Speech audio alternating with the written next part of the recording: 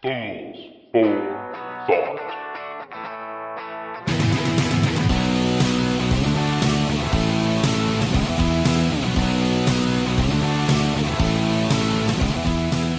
Good afternoon, everyone. Welcome to the second episode of Fools for Thought. This is a podcast that tears apart everyday topics with just a touch of sarcasm and humor. I am humbled and grateful for your listenership. On this beautiful 80-degree day in southern Arizona, I have with me Alex, and my name is Steve. Alex, what's going on in your neck of the woods? It's completely clear up here and beautiful and sunny right now in the middle of Oregon, which is rare. In the Northwest, you tend to celebrate any time you can actually see the blue sky because Lord knows during the winter it's terrible. So you weren't kidding. It's actually bright and sunny up there. It is very bright and very sunny. In fact, it is a crisp, 75 degrees out. It's gorgeous. There's, not a cloud in the sky. The plants are starting to flower a little bit again. I mean, spring's coming back into vogue. Wow, I was hoping to use this opportunity to brag a little bit about the weather down here in Arizona, but doesn't look like I have that opportunity. Oh, don't worry. By Wednesday, it's already going back to full overcast and raining for a week solid. So you can do it then. Standard operating procedure for sure. Absolutely. And thanks to the recent clock change that I had to do, which I don't believe you have to do anymore, I'm an hour closer to it. Yeah, daylight savings time happened earlier this morning. I think it was at 2 a.m. Sunday morning. Maybe we'll talk a little bit about that later. And in the interest of full disclosure, I am double fisting a couple of beers, so don't hold that against me. No, absolutely not. In fact, I've been thinking about it's got to be 5 o'clock somewhere, right? And I am in the micro-brew capital. I mean, the Northwest is the micro-brew capital of the U.S., and there's so many good beers. In fact, I had a really good one here that I might mention later on the show. Yeah, Oregon is a gold mine for both beer and wine, I believe, yes? Absolutely, and I'm in the Willamette Valley, which is known for its wine especially. And I'm just north of Sonoma and just south of the Columbia Valley, which is up in Washington, which all produces wonderful wines, depending on what you like, including some of the sweet ones that you like. Yeah, I do like the sweeter wines. What kind of wines do you like? Do you like the Cab Sauv, or are you more of a Chianti kind of person? So the Cab Sauvs are a little too, tannic for me usually. I prefer more to the Syrahs and the Shirazes from like Australia and the Grenaches. The medium-bodied red wines, really. Pinot Noir is kind of as dark as I like to go for the most part. I don't really like Merlots. More into the red wines than the whites, definitely. Yeah, I tasted a Merlot a couple years ago. That was the last time I will ever drink a Merlot. I am not a Merlot kind of person. Well, it's one of those things that's just, you get it with a plate of $6 pasta at Olive Garden. That's what Merlots go towards. And I mean, not to knock anybody that likes it, but I mean, it is not a high quality wine. And Merlot grape is punches you in the face with its flavor, and there's very little subtlety to the whole thing. And believe me, I'm not trying to be a wine snob. Around here, you can find wine snobs, But there are certain wines that just, I've tasted box wine that's much better than Merlot, so I'm not being capricious or anything. It's just, wow, this is what you pass for wine? Shouldn't you let this varietal die? What made it worse for me is I was a relative elementary student when it came to wine drinking, and I didn't really realize what I was getting into. I've always heard good things about Merlot, so I picked up the bottle and I took a first swig, and it was quite the surprise. It was as if I was drinking the hoppiest beer possible, and I hate hops. Well, sure, but I mean, hoppy beer isn't bad. You just have to develop a taste for it. I would argue that Merlot grapes just don't taste good to most people. Now, some people enjoy it, and that's fine. And if you do enjoy it, absolutely go forth with it. But for me, it doesn't do it, and it doesn't provide a lot of different flavors. It's mostly just Merlot grape, and Merlot grape, to me, just doesn't taste that good. I could not agree more. But speaking of beer as well as hoppy beers, this is the spring sale, actually, for beer. And I was able to go to a few breweries around here who are dumping some of their winter stuff that they had brewed because it's starting to get old now. And typically bottles of beer that go for, $3, $4 a 12-ounce are now going for like $1 a 12-ounce. So I was able to stock up on 6 Wow, that's cases. incredible. Yeah, 6 cases of beer. 6 cases of beer? You are such a slush. Yeah, no kidding. I don't know what I'm going to do with it all, but it was really on sale, and it's beer that I really like. So I'm going to have to figure out what to do with all this beer. If anybody wants to trade, by the way, just hit up show at foolsforthought.com and we'll talk. And maybe I am double fisting, so you are certainly welcome to join me here. I probably should. In fact, why don't you go and introduce the next segment while I crack open a beer?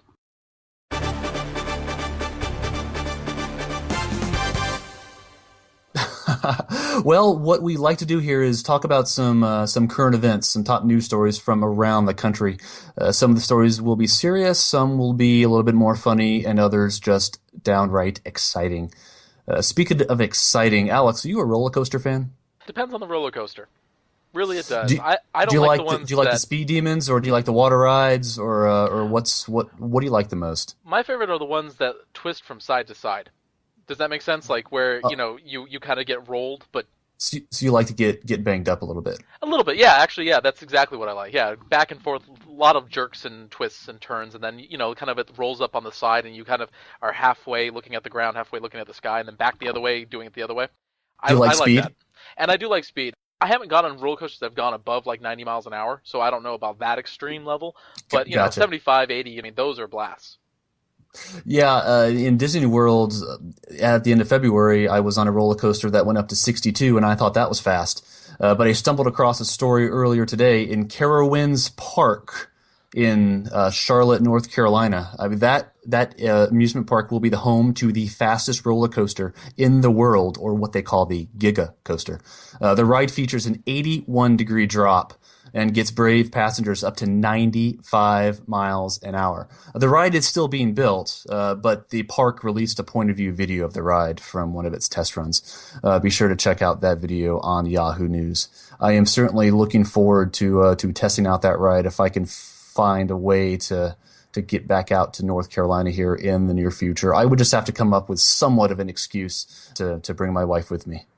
Hey, Charlotte's a great place to visit, especially during the spring or fall. I mean, it's a gorgeous place. The people are really nice. I've flown through there several times and had stayovers where I've had to stay, and I like it, completely fine. I just find, my God, an 81-foot drop at 95 miles an hour. I mean, you might want Yeah. to bring an extra pair of britches because Yeah, I wow, can't imagine it. I mean, I have to change my underwear at the moment right now.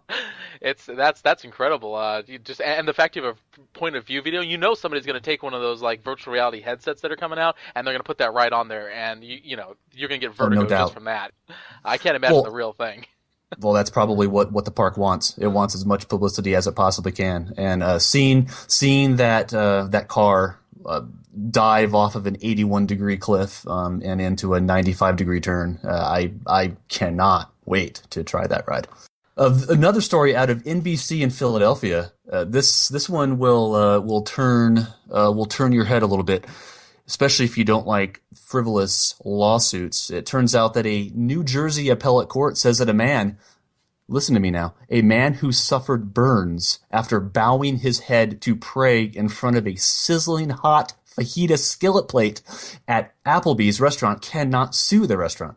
The man claims that the waitress did not warn him that the plate was hot. The sizzling hot plate of cooked meat and vegetables, mind you. So have you ever walked into a restaurant, ordered fajitas? The plate comes with that delicious meat and veggies with steam rising from it. Do you expect the waitress to tell you this plate is hot? Please do not bow your head into the food. I'm just trying to think of how the heck is he praying that he sticks his face into a hot plate? What type of prayer do you do where you shove your face into the table? I mean, Well, even sometimes the you most bow your head, religious. but I don't understand why you would bow your head into a plate Yeah, of food, whether it was hot exactly. or cold. I mean, you usually just bow your head gently. You don't shove your face into the hot coals. How does this guy pray like at church? Does he like fall off the pew and just slam his head into the back row? I mean, what's going on here? How are you doing this? Do you get an epiphany from God that's so strong that it forces your face into burning metal? I just don't understand how this guy's doing it.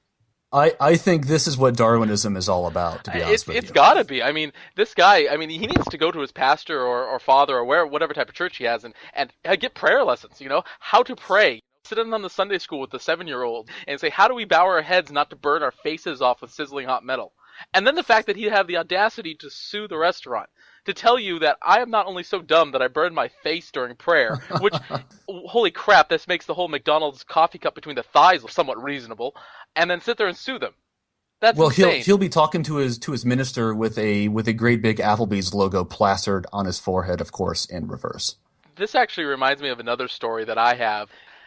You're not going to believe this. It's another dumb thing, too. But at LaGuardia Airport, about 5 days ago, the TSA agents who, check all the bags, right, was going through and looking at these bags underneath an X-ray, and they found a dog in one of them. And it's a small Chihuahua. Apparently, at LaGuardia, a woman accidentally checked their small dog into the luggage, into the check-on luggage, and then put on the plane. No. I'm dead serious. So, when questioned as to how this occurred, right, she says, "Oh, it must just have jumped in there and stowed away by accident." It's a Chihuahua. I mean, you can look at the dog. It's at least some mix of Chihuahua. Chihuahuas are loud yappers. How do you put a dog in your suitcase by accident, or even pack your suitcase, leave it open, the dog comes in, and you shut it, right? You know, it could get underneath a blanket or something, and then you pick it up, and then you drag it. How do you not recognize that there is a yapping dog in the back of your thing? I mean, maybe if it was a cat, I might be able to give you this if it was a cat. Because, I mean, cats are relatively unassuming, right? Unless they meow, of course. But a dog, that's a little too hard to believe. Absolutely. And it's a little dog, too, that makes a lot of sound. I mean, I can just imagine, unless this dog's mute or something, but they didn't say that in the article. I just want to know, how do you get to the airport, dragging this dog behind you in this suitcase, banging the crap out of it, right? Toss it onto a conveyor belt so it gets blasted by X-rays, you know, because X-rays are so healthy, and then come out the other side, and it's just like, oh yeah, well, I just packed my dog and my thing. Oh well, like it's no big deal. It happens to everybody. It happened to me once too, you know. Yeah, it's just, you know, it's part of growing up. Thought that this was similar to that. Like, how do you get so checked out in life that you're burning your face on fajita sizzler plates while you're stuffing your dogs inside your checked-in luggage? It takes all kinds, let me tell you. And we are those people walk among us. We are driving with them. We are walking down the streets with them. We are shopping at Walmart and Target and you know what I'm really moving afraid right of, though? along. You know what I'm really afraid though. Seriously, like I'm not gonna let this go. I'm really afraid that one of these people is gonna be holding the button to where I die. I'm gonna be like in the hospital due to a horrible accident or something. You know what's gonna happen. They're gonna be the person. You know they're gonna be the person responsible for making sure the right medicine goes in the right bag, and I'm dead. I'm just dead. This is a fear I have, a legitimate fear. It sounds like it's a pretty good fear to have. Well, this one's a little bit too strange to believe, but a story from LifeScience.com last week suggested that if the United States was ever to become victim of a zombie outbreak, this is a real story, this is not science fiction, this was an actual study, the very best thing to do in the case of a zombie outbreak is to avoid big cities, number one, and number two, head towards the Rocky Mountains. So apparently the Rockies are the best hiding place from a bunch of mindless drones with their arms extended out in front of them. I just can't make this stuff up, but really, now you know. I mean, after you successfully survive the next zombie invasion, thank Fools for Thought for showing you the way towards survival, and we will be right there with you. So I have a question. How do they determine? I mean, there's no real zombies in the real world, right? So did they just watch an episode of The Walking Dead and just be like, oh, hey, those actors that are playing zombies that don't exist, let's make a plan in case this happens. Why are they not heading towards the Rockies? I don't get it. Yeah, in the show, did they not head towards the Rockies? I mean, what basis is this? You know, what's going on here? We're talking about fictional things. You know, what if a vampire attack? You wrap garlic around your neck? For all we know, if this actually could happen in real life, all these rules that we made up don't exist.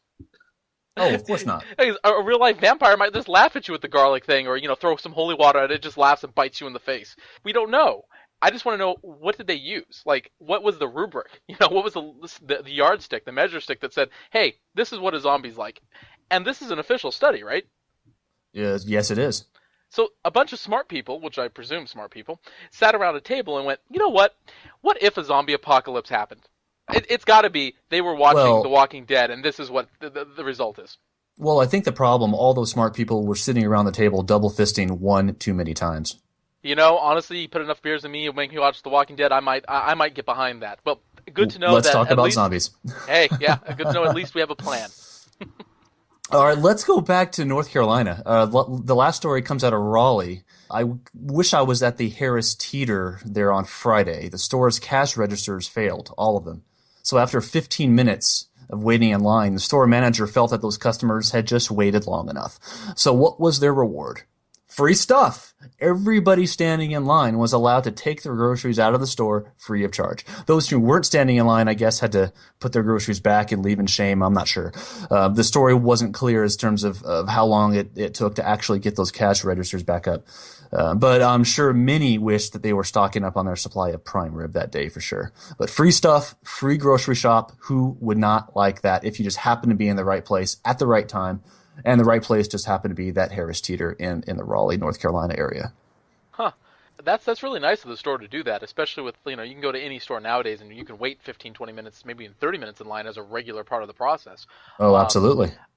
but I'm just Yeah, curious. especially Costco. Have you ever been to Costco? Oh yeah, absolutely. Walmart, even Safeway. The only few stores that don't wait usually long lines are Target and those places. But for the most part, you have to wonder though, why would the store do that over just doing basic arithmetic? You know, Yeah, really, no who kidding. who didn't just pull up a calculator and just go, all right, this is how much it is, and charge them for it, and take an imprint of their credit card or something like that, like the old days. When did we get so reliant on technology that we can't figure out the cost of groceries? I understand, going, oh, we don't know the item of this. Well, it's about this. Give them a 50% discount. Who cares? Move on. You know what I mean? But they just lost hundreds, maybe thousands of dollars of profit off of not having a cash register working. And I know that those, those, it was an inconvenience to the people in line, and they're trying to do something good for their customers. I get it. Which, they could have just taken 50% off the bill too, and the customers would have been equally as happy. What I'm just saying is just, where did we fail so hard that math is so difficult to do, basic arithmetic, that we'd rather just give stuff away, money away, than sit there and try to figure something out? That reminds me of seeing people try to calculate change on their own. Well, I guess they never really try to calculate change. You hand someone a 10 from a $5.50 bill, and they always seem to look at the exact change amount as if that math was just too tough to do. That $4.50 change that you were owed, that calculation was just too hard. I mean, numbers are hard, Alex. Numbers are Numbers hard. are hard. We are very reliant on our technology and our computers, but I still think we should make it possible to do basic arithmetic as everybody's job. No matter what job you're doing, you should be able to add, subtract, multiply, and divide up to 4 or 5 digits, and that should be a basic requirement of being a human in 2015. Education, anyone? Speaking of computers, though, I have another story here. Everyone knows moving images on the internet. You on the internet, you open your web browser, and there's a picture and it moves. And there's a name that we call this by the file extension. It's either GIF or GIF. So It's GIF. It's GIF. It's got to be GIF. Well, for years, this debate has raged on the internet, and it actually goes back to 1987. Steve Wilhite was working for CompuServe in 1987, the birth of the internet, and he created something called the graphics interchange format, or the .gif. And this allowed for images to move on the internet. Amazing, right? Back then. Nowadays, whatever. But back then it was amazing. He recently came out and said that since he's the creator of this, that and I'm quoting, it's pronounced GIF, not GIF. So GIF, kind of like the peanut butter. GIF like the peanut butter. So according to him, my entire world has just become shattered because I think calling it by peanut butter is dumb. I really you have a G in front of it. It's a hard G. It's GIF. Let's move on. But he came out and he waited all this time to say it. Over 20 years to come out and correct the pronunciation of it. So over 20 years we've been having this debate on whether it's Skippy peanut butter or if it's pronounced GIF, and it turns out it's Skippy peanut butter.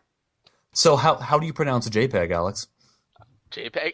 Now I'm throwing into an entire question. If we can just randomly assign things to anything that we want, I don't know anymore. A JPEG might be flippity floppity floop at this point. I don't know. It's strange because some acronyms you actually pronounce, but others you don't. For example, take AVI. You don't pronounce it AV, but WAV, a wave file, you pronounce wave. That's actually very true. But it says wave on there. It's not exactly an acronym. You're actually just pronouncing it. Yeah, I suppose. But AV could be.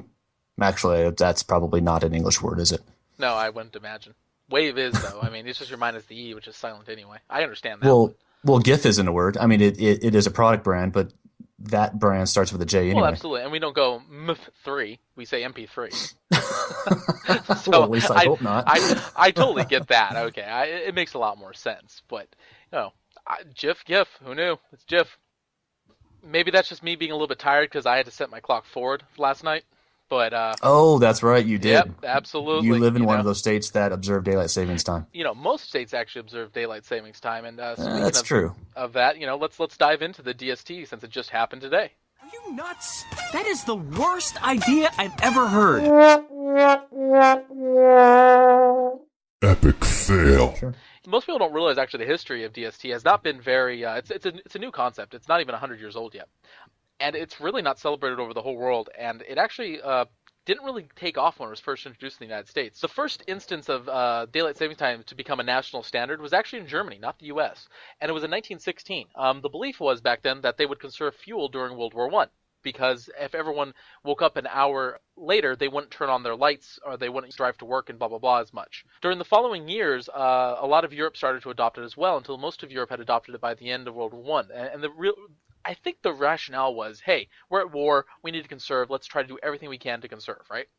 So the U.S., after the war, passed an act called the Standard Time Act of March 19th. And this was in 1918. And it established the standard time zones that we know today, Eastern, Central, Mountain, and Pacific. And it set summer DST to begin for the first time in the United States on March 31st, 1918. So for the first time we had it. It was revoked less than a year later. Dead serious. The backlash was so severe against Congress that Congress repealed it, and the president vetoed the repeal, but it still passed. That should probably tell us something. That should probably tell us something. And it was Woodrow Wilson that's actually the president back then. So it was that hated, right? So since then, it lingered inside of some of the states, but it wasn't actually a national standard again until FDR. He instituted it again, calling it wartime on February 1942. And so using his war power authorities that was given to him by Congress when they declared war, he essentially made daylight saving time a standard across the United States. FDR passed, and then it went to Truman. And as soon as the war ended, literally the day after, it stopped, because you're no longer at war. The authority to enforce that national law is gone now. So it was repealed, and it fell into obscurity again. It didn't even exist in most states from 1945 to 1966. After that, a few states did it, but not many of them. However, by 1962, we had started to do something a little bit different. Instead of using trains, we were transporting things by truck. And so the transportation industry started lobbying for a national standard, because they'd go to one state and then the next, and times would change left and right, and it was really confusing for them to transmit So what you're saying is it was a giant pain in the ass. It was an incredible pain in the ass. I mean, you would literally travel to 3 states on the East Coast, and they would shift between daylight savings and not. And so what time are you? Who knows? And that was just really, really chaotic. So finally, Congress passed the Uniform Time Act of 1966, which we know today as the standard spring forward, fall backwards at 2 o'clock in the morning. Before this, it wasn't actually a standard time when they would go back or forward. Each state would kind of just make up their own rule, 3 a.m. on this day, 5 a.m. on this day, and that's how it would work. So now we have the Standard Act, right? But states were still allowed to exempt themselves. So several states pulled out of it. You might know Hawaii, Arizona, parts of Alaska did, but so did Indiana, Michigan, and several states initially resisted it. And really, the law hasn't changed too much. It's been amended a few times since then. But really, the biggest change actually came just recently in 2005 with the Energy Policy Act. And that's where daylight savings time was actually extended by 5 additional weeks. So out of the whole world, only Europe, a few Middle Eastern countries, Brazil, Chile, Canada, and the United States does daylight savings time. I think maybe Greenland or something does it too. But that's it. No one else in the world does it. Yeah, exactly. Wow. No one shifts around. Russia doesn't, China doesn't, India doesn't, Africa doesn't, most South America doesn't, most of Australia doesn't. It's insane how much that the world does not do it. Even Japan doesn't. Right? So we're still doing it, and we extended it for 5 additional weeks. The thought was that, hey, we're going to save a bunch more energy if we do this. So Indiana finally caved in. Before that, when I used to actually live in Indiana, we didn't have daylight savings time. Then I moved, several years ago when I was little, probably like 1992. And in 2006, it picked up daylight savings time. So this leaves only now today Hawaii, Arizona, and parts of Alaska as the states that do not observe DST in the U.S. Now, correct me if I'm wrong, Alex, but Indiana, back when it didn't observe daylight savings time, that was only certain counties within the state that didn't observe, but other counties did. Is that correct? Well, correct, but it was all the populated counties, so okay, gotcha. Pretty much everyone that cared, right, except for farmers. Which makes sense, I guess, if you're going to do farming and you might want to wake up earlier, have 6 o'clock be sunrise always. I can see that. Talk about confusing as hell, though, man. I mean, absolutely. Go from one county does it, the other one doesn't. That's got to be hell. So it's kind of interesting. As of October 2008, a study was actually done by the University of California at Santa Barbara for the National Bureau of Economic Research. And this was for the 2006 adoption of Indiana becoming a DST state. And they wanted to see, okay, well, how much money did we save? Turns out that the energy increased by 1%. So although energy consumption for the lighting dropped, the consumption for heating and cooling rose by 2 to 4%, completely offsetting everything. So the cost of the average Indiana household due to the DST adoption was determined to be about $3.29 extra per year, which aggregated out to about $5.5 million per year that was costing the citizens of the state. Now, I want to really state that there is absolutely zero evidence. I mean, there is no evidence, not a shred of evidence backed by anybody, even the Department of Transportation admits it, that having DST saves anything. And almost all studies say that it costs more. And pretty much that's because Congress did not decide to back off the mountain of stupid that it had sat itself up on. Really. And here's to really showcase, one of the highlights of the 2005 debate. One of the principal points when it was brought up that, hey, a lot of previous studies in the 90s showed that we didn't save anything. This is what two of our congressmen said. First, a Wyoming senator, Michael Enzi, and a Michigan representative by the name of Fred Upton advocated for the extension of 5 weeks from October into November to allow children to go trick-or-treating in more daylight. That wow, was you are kidding, right, Alex? No, that was a principal point for why they wanted to pass this. Because the energy savings weren't enough. Hey, apparently let's do trick-or-treating. that's important in Congress. I want to quote Allison Schrager of Quartz wrote an article about this, and I'm going to quote. Her research has shown, and here it is, the poorly coordinated time changes are projected to cost the airline industry $147 million a year in travel disruptions alone. That is more than the savings of every single state in the nation, even if there were savings that they claimed. Why do we keep doing this madness, Alex? Why? I don't know. I mean, in going further with Alison Schrager's things, she not only wants to advocate for the abolishment of DST, but wants to take it a step further and reduce the number of time zones from 4 to 2 in the United States and from 24 to 12 across the world. So in other words, we wouldn't have a Central, Eastern, Mountain, Pacific. We'd have Eastern, Western. That'd be it. And the reason she states is, we're an interconnected world and it's shrinking. The more and more time zone issues just occur and cause more and more problems. How can you even negotiate peace with another country if you can't even get on the same time zone as them? Plus, the old time zones, or the current time zones that we're using, are imperial time zones. They're based off the British Empire. That's why it starts at 0 in Greenwich, England. It's based off their world. It doesn't add up to the modern world. It was never clear that it even added up in the yesteryears either. So she wants to advocate just for abolishing most time zones and just keeping it a reasonable, time as light travels across the planet to which time zone you're in. She sounds like a wise woman. Yeah, I mean, in the United States, all it seems to be doing is screwing with our body clocks and pissing us off a couple times a year because we either lose sleep or gain sleep and are therefore late for a meeting that we thought we were on time to. Not even including the time zone bit, Why do we have a central time zone? Why do we have 2 West Coast time zones? All this stuff doesn't make sense. If you go and look, there's not a lot of time. It doesn't take an hour for light to travel across the world. It takes 8 minutes from the sun to the planet. 93 million miles in 8 minutes. I'm fairly sure that we can figure out a system that's a little simpler and a little bit more moderate and level like the metric system. But yet again, America with its, imperial system. Something that's not so confusing. There is no reason why we should be doing this to ourselves. And we're doing it to ourselves. And I'm sorry, but I don't find kids getting trick-or-treat candy to be that compelling of a reason to completely waste hundreds of millions of dollars and ruin the lives of adults, basically. Well, maybe if there were enough Milky Ways in the balance, I can get behind that proposition. Oh, so you're saying that if a certain amount of surcharge tax was charged on the candies collected, you would back the DST? Yes, in the form of sugar and delicious nougat. I hadn't thought about that. That's almost a cartel. You're extorting, like 9-year-olds. You know that, right? Yeah, tell me about it. Well, they have to learn sometime, right? Oh boy. Well, I mean, as you were losing an hour of sleep last night, I looked up daylight savings time myself, and I learned something interesting. I mean, daylight savings time, as we know it, was actually first proposed by an entomologist named George Hudson back in the late 1800s because his insect collecting endeavors were far more successful with the added daylight after hours. I mean, yes, I kid you not. I suppose those crickets and worms are easier catches when blinded by the light of the sun. But really, like you were saying, Alex, it's questionable at best whether our power grid, realizes any reduction in energy use at all. I mean, if you consider the words of Michael Downing, who is a professor at Tufts University, he wrote a book about the madness of daylight savings time. And Downing argues that Americans do use the extra hour of daylight after work, but they use it by wasting money at malls, and they certainly aren't walking there. They use more gas, more automotive wear and tear. It's great for commerce, but it's probably not all that great for Americans' bottom lines. Moreover, a study from the National Bureau of Economic Research in 2008 found that most Americans simply extend their evenings longer into the night with daylight savings time, which essentially cancels out any savings savings from energy that daylight savings time may otherwise have produced. And this goes back to your findings, Alex, where daylight savings time has been shown to produce no savings at all when it comes to our energy consumption. Most states, like you said, do observe daylight savings time. I happen to be lucky enough to be in one that doesn't. I'm in Arizona. I love the fact that I did not have to change my clock back last night.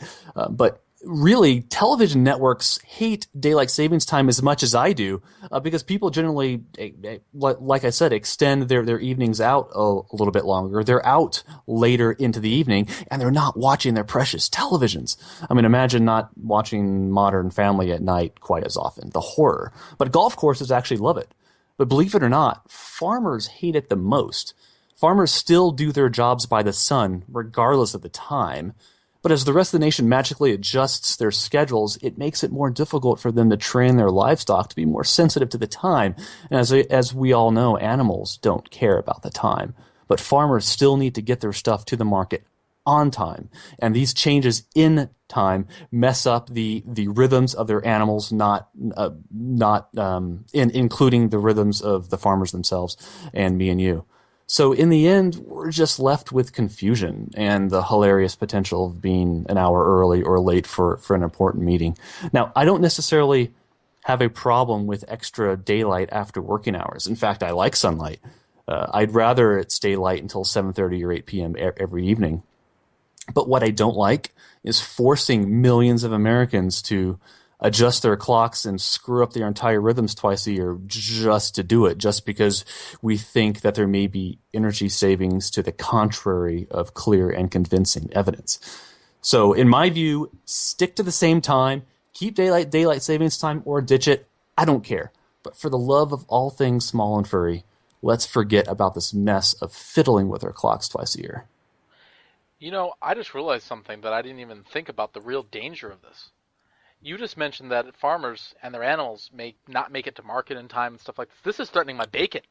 Absolutely, Alex, and your prime cut beef. There's no question about it. This is a travesty. I don't know what to tell you, but this is the worst thing possible. My bacon is incredibly important. And honestly, I wasn't that mad about it. I mean, I was mad, but not this mad. I think I'm mad about it enough that I might want to even write a book. Have you ever written a book because you've been so mad about something? Clearly, that guy knew what he was talking about. A threat to our bacon is a threat to us all.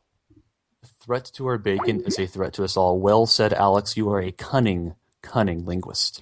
Why, thank you, Steve. I've been told you are that most before. Welcome. Oh man, as I'm sitting here enjoying my double fisting of Blue Moon, I am reminded really of how delicious beer is. Even if you cannot have your bacon brought to you quite as early, quite as soon as you ordinarily would due to daylight savings time, you still have your beer.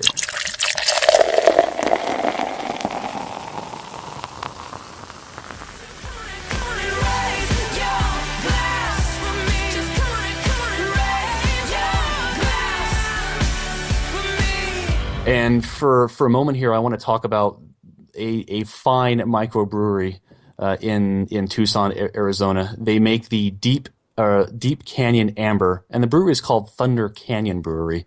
It's just a couple miles from my house, which is dangerous in the extreme. I mean, every time I roll by that place, I crave that beer. And I'm not a big beer person, but I know what I like.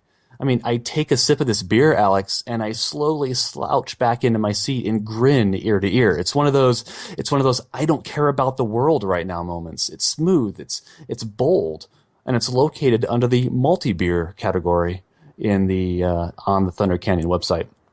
I mean, these guys have damn good burgers too. If you have a chance to drop in, try the Baja Burger if you like some heat to your meat. And I promise you will not regret it. Wash it down, of course, with some Deep Canyon Amber. And I actually remember the first time I tried Thunder Canyon. I asked for a beer flight.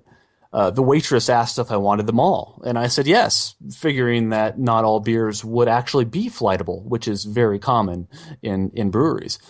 But about 10 minutes later, here comes the waitress with 14 different flight glasses filled with beer to my table. I got looks from all around the restaurant, of course, and I felt like such a man. But needless to say, I stumbled out of that place a happy man. And Thunder Canyon has been around since 1997 with an impressive 4 out of 5 star rating on Yelp. This was just a hobby of the guy who started Thunder Canyon, who liked to brew his own beer in his garage. But now it's actually one of the most well-known microbreweries in the state of Arizona. And I think Thunder Canyon, in fact, has won more awards than any other microbrew in Arizona. I mean, these guys are doing what they love. It's entrepreneurship gone very, very right. And they make damn good beer.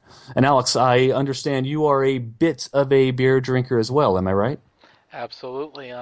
Probably way more than you. I'm an absolute beer aficionado. I absolutely love beer, and I don't mean aficionado. aficionado. I pulled out that big word. That's a strong term. That's I a strong looked it up. term, Alex.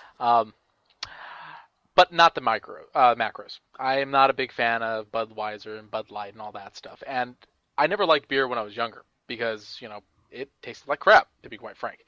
Obviously, I discovered microbrews, and ever since then, I haven't looked back. And I moved up to Oregon, about a year and a half ago, and I've so far landed in a bit of heaven in terms of beer. That was a great decision on your part. You're in like the gold mine, the pit of beer deliciousness. Absolutely, and there must be some type of federal subsidy for beer up here too, and wine, because I can get a microbrew pint for $3 at a bar. I hate you. I really hate you right now. Absolutely. So, here people drink beer like it's water, and I feel like I'm in France, but not quite as pretentious, except for if you're in Portland. Hipsters everywhere, but with beer. So, the beer that I really like and is from Rogue Ales. Rogue Ales is out of Newport, Oregon. It was founded in 1988, actually by 3 Nike executives. Nike's a big presence in Oregon. It's up in Portland, their main campus and headquarters. But it was just a kind of a venture they want to do. They loved beer, and they wanted to make great ales. They were tired of all the press that essentially Bend was getting, because Bend, Oregon, which is about a couple hours from me in the middle of the state, was the start of the revolution of beer with like Deschutes and stuff like that in the early 80s. So they decided to get together and they're going to make some beer. They're going to do it the old-fashioned way. They're going to do it rogue. They're going to go against the grain. They're going to grow their own hops. They're going to do everything, right? Needless to say, most people, and I think in all 50 states, Rogue now has distribution. It's quite a large microbrewery. I've had Rogue down here as well, yeah. But the one I want to highlight, one of my favorites that's seasonal, you can get it year-round, is called their Brutal IPA. Now, this is a little bit hoppier than probably you would like, Steve. It's not too bad. It's only 46 on the IBU units, the Imperial Bitterness units. So that's not bad. It's got a medium hop to it, and it has an ABV of 5.8%. So it's not too alcoholic. It's not boozy in any respect. But it has earned a 90 on the Beer Advocate website for how good it is. And this is a year-round beer that they brew. It's not a special one. It's just their regular kind of IPA that they push out the door.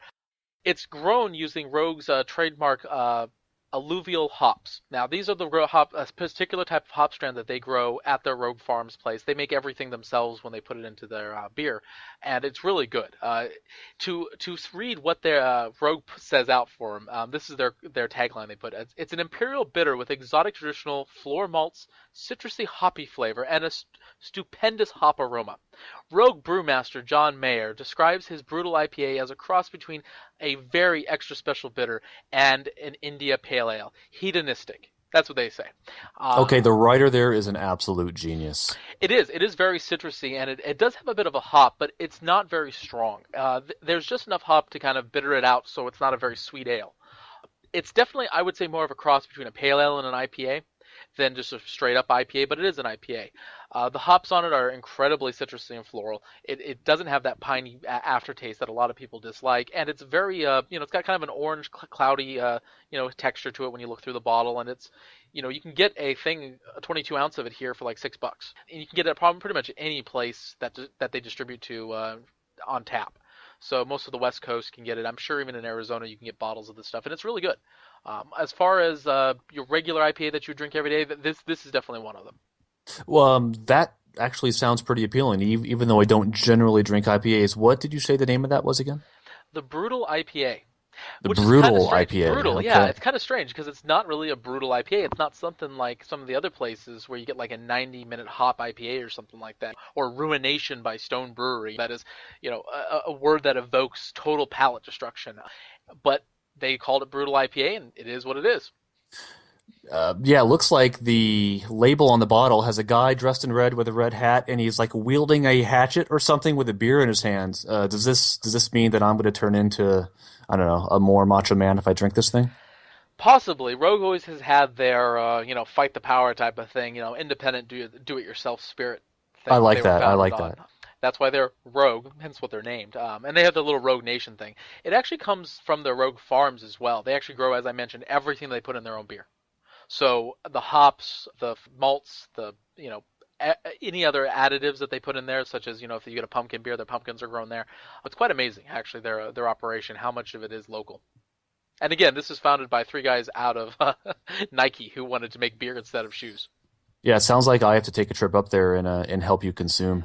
Absolutely. And if for anybody who doesn't particularly like IPAs, but they want something that they can get in their state from Rogue, and they are more of a sweet beer drinker, try their Voodoo Donut beer. Their banana chocolate peanut butter beer. So for those of you who aren't IPA fans, this is definitely your fallback beer. Wow, you just recommended a beer that has a pink label on it, didn't you? Real men can wear pink. Live it up, baby. All right, ladies and gentlemen, thank you for joining us on this second episode of Fools for Thought. We've gone over some interesting news stories and talked about some beer, talked about daylight savings time, and questioned the validity of why we keep that around. Thank you guys for joining us. We appreciate your ear, and we will see you next time. Adios.